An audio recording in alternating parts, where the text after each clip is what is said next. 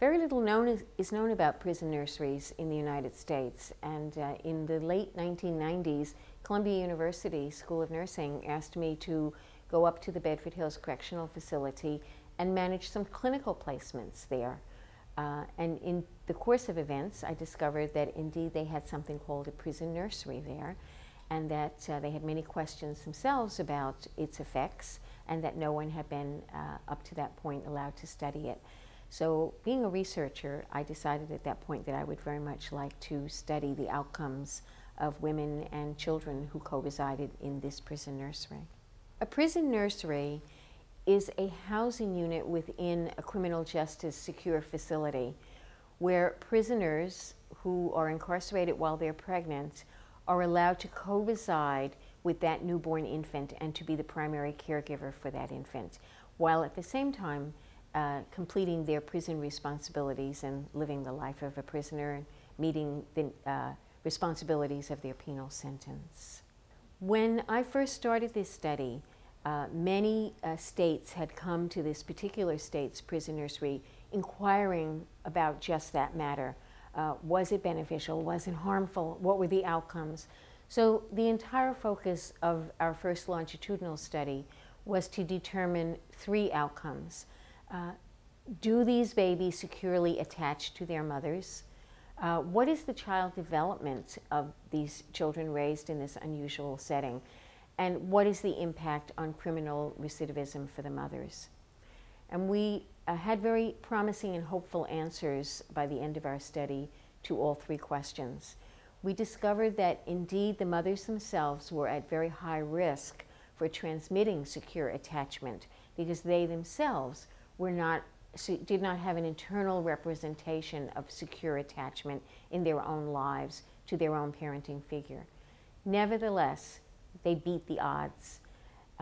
Following our intervention, which was comprised of visits from professional nurses to the mothers who chose to be in our study and to their infants, following this intervention, by the time the infants were a year old, we discovered that the majority had indeed securely attached to their mothers. And we used very sophisticated instrumentation and methods out of the field of psychology to make this determination.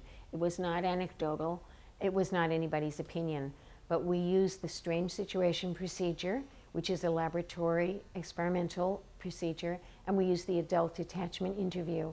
And then we connected the mother's perceived attachment, level of attachment, to what she had been able to achieve with her own infant. As for child development, it was equally promising. We found that all of these children met their developmental milestones. We measured every 3 months, again using a very excellent, well-established modality, which is the Bailey Scales of Infant Development.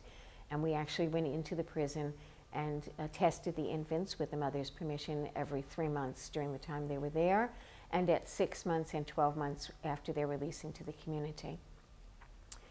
The prison system was particularly interested in the recidivism outcome. We were not sure how this would turn out because we did not think that the time in the nursery would be long enough to really overcome all of the variables that contribute to a person's return to prison. And we were surprised at this outcome too. Of all of our mothers, we had 97 mothers with 100 infants, 3 sets of twins. In our 4-year-long study, we discovered that in the first reentry year, that the recidivism was 0% for new crimes committed and was 10% for return related to parole violation. And that stacks up very well compared to recidivism statistics as reported for the so-called general population of incarcerated people.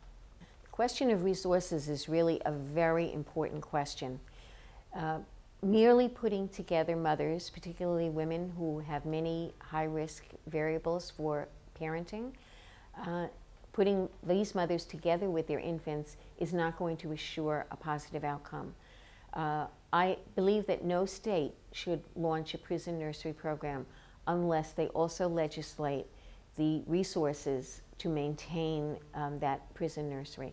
And among those resources are certainly those kinds of environments and materials that will prompt and support child development, as well as parenting experiences and supportive parenting, nurturing parenting for mothers who may have never had that kind of an experience. I'm always surprised at how much attention has been paid to what is really a very invisible part of our society. Very few people recognize the term prison nursery, and there are indeed only 9 states that have a total of 10 nurseries at the present time. So they're very much hidden. Nevertheless, many people have found me, and I'm regularly contacted by professions who are interested and invested in providing services to this population, by correction systems themselves, by advocates for those corrections systems and their populations, particularly women and children, and as well by the lay media.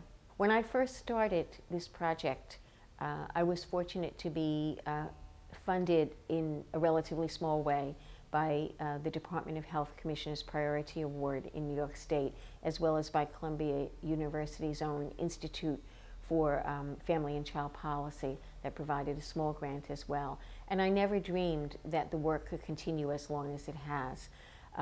Subsequently, we received an award of $1.4 million for National Institutes of Health for the first longitudinal study, and now we are continuing to follow the original cohort of women as well as some comparison groups under the auspices of a $1.6 million continuation grant from the National Institutes of Health.